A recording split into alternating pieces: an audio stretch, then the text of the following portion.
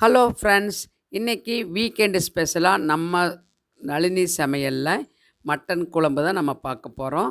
அதுலேயும் இந்த மாதிரி அரைச்சு மசாலாவில் செய்யக்கூடிய குழம்பு ரொம்ப ரொம்ப அட்டகாசமாக இருக்கும்.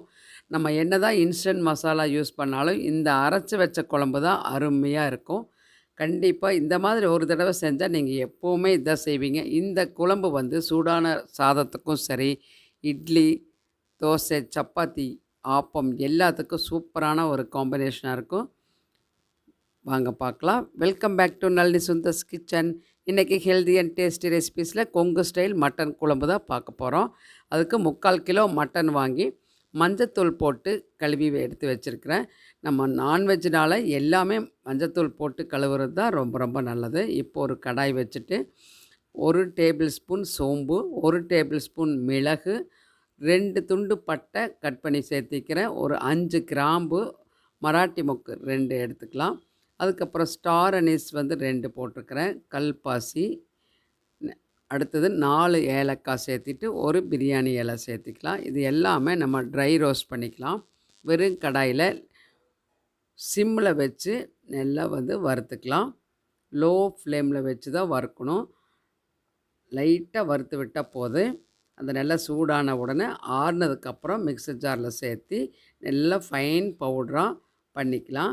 பாருங்கள், இந்த மாதிரி ஃபைன் பவுடராக அரைச்சி எடுத்துகிட்டு வந்தாச்சு. நல்ல கம கம வாசனையோட சூப்பராக இருக்குங்க. இது ஒரு கப்பில் மாற்றி வச்சுக்கலாம்.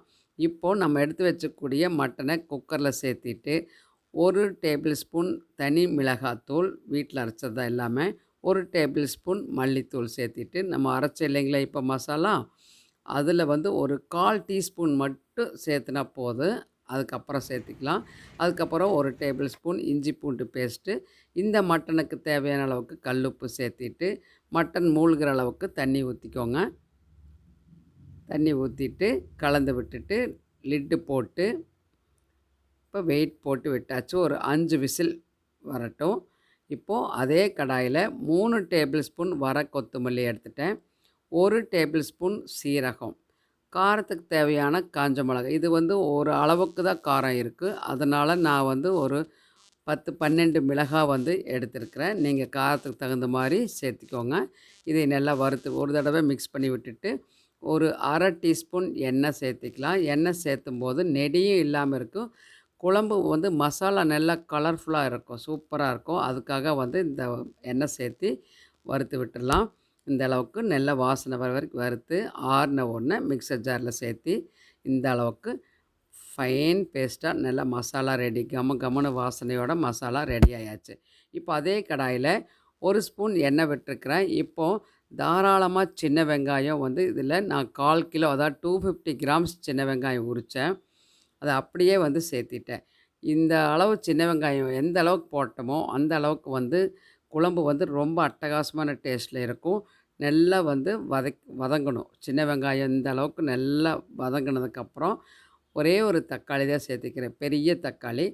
மீடியம் சைஸாக இருந்தால் 2 தக்காளி சேர்த்துங்க. 2 கொத்து கருவேப்பிலை போட்டு நல்லா வதக்கி விட்டுடலாம். அந்த சூட்லேயே தக்காளி கொஞ்சம் லைட்டாக குக் ஆகணும். இந்த அளவுக்கு மசிஞ்சு வந்தால் போதும். இப்போது 1/4 மூடி தேங்காய் கட் பண்ணி சேர்த்திக்கலாம். சேர்த்திட்டு கலந்து விட்டுட்டு நம்ம ஸ்டவ் ஆஃப் பண்ணிக்கலாம்.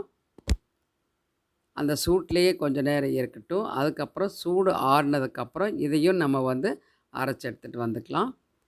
இப்போ சூடு ஆறிச்சு. நம்ம மிக்ஸர் ஜாரில் சேர்த்திட்டோம். அந்த மசாலாவை வேறு கப்பில் சேர்த்திட்டு இந்த மசாலாவும் அரைச்சாச்சு. இப்போ 2 மசாலா ரெடி ஆயாச்சு. இங்கே 5 விசில் போய் ப்ரெஷர் அடங்கினோடனே ஓப்பன் பண்ணி பார்க்கலாம். பாருங்கள், மட்டன் நல்லா பாதி அளவு நல்லா குக் ஆயாச்சு. நல்லா இருக்குது வாசனையாக. இப்போ நம்ம குழம்பு தாளித்து விட்டுடலாம். ஒரு பெரிய கடாய், கனமான கடாய் எடுத்துகிட்டு 2 டேபிள் ஸ்பூன் எண்ணெய் சேர்த்திக்கிறேன்.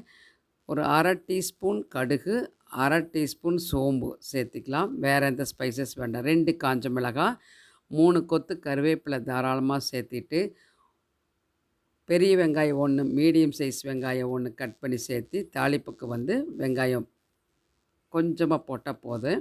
இந்த அளவுக்கு வதக்கி விட்டுட்டு மிச்சம் இருக்கக்கூடிய ஒரு 1/2 டேபிள் ஸ்பூன் இஞ்சி பூண்டு பேஸ்ட்டை இதில் சேர்த்திக்கலாம். சேர்த்துட்டு அதையும் நம்ம வந்து வெங்காயத்தோடு சேர்த்து நல்லா வதக்கி விட்டுக்கலாம். இந்த அளவுக்கு வதங்கினா போதும். இப்போ வந்து நம்ம ஆல்ரெடி அரைச்சி எடுத்து வச்சக்கூடிய மசாலாவை இதில் சேர்த்திக்கலாம். சேர்த்து நல்லா வந்து கலந்து விட்டுடலாம். நல்லா கலந்ததுக்கப்புறம் நம்ம வந்து கடைசியாக தண்ணி விடலாம். இப்போ அவசரப்பட்டு உடனே தண்ணி சேர்த்திடக்கூடாது. மசாலாவை மட்டும் சேர்த்து நல்லா வதக்கி விட்டுக்கோங்க. நல்லா கொதிக்க ஆரம்பிக்குது பார்த்தீங்களா? இந்த மாதிரி கொதிக்க ஆரம்பிக்கும்போது நம்ம அந்த அதே பாத்திரத்தில் ஒரு 1/2 டம்ளர் மட்டும் தண்ணி சேர்த்தி திரும்ப ஒரு தடவை நல்லா கலந்து விட்டுக்கோங்க.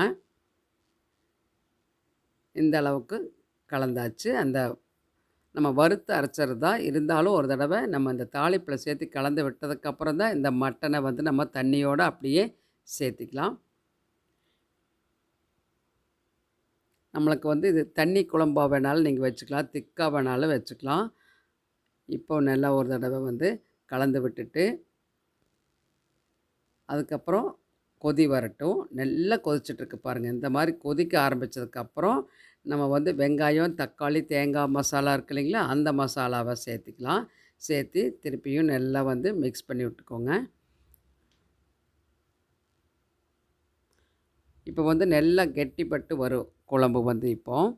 நம்ம வந்து தேங்காயும் சேர்த்திக்கிறோம், வெங்காயம், தக்காளி இது எல்லாமே சேர்த்திக்கிறோம்.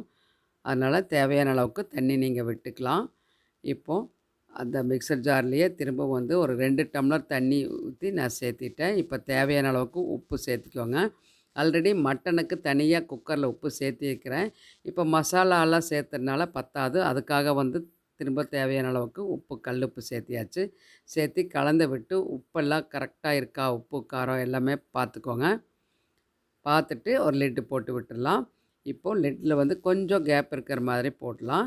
இப்போ பாருங்கள், ஒரு 5 நிமிஷம் நல்லா கொதிச்சிட்ருக்குது. இப்போது ஆல்ரெடி ஹோல் ஸ்பைசஸ் முதல்ல வறுத்து பொடிச்சோம் இல்லைங்களா, அந்த கரம் மசாலாவை நம்ம இதில் சேர்த்திக்கலாம்.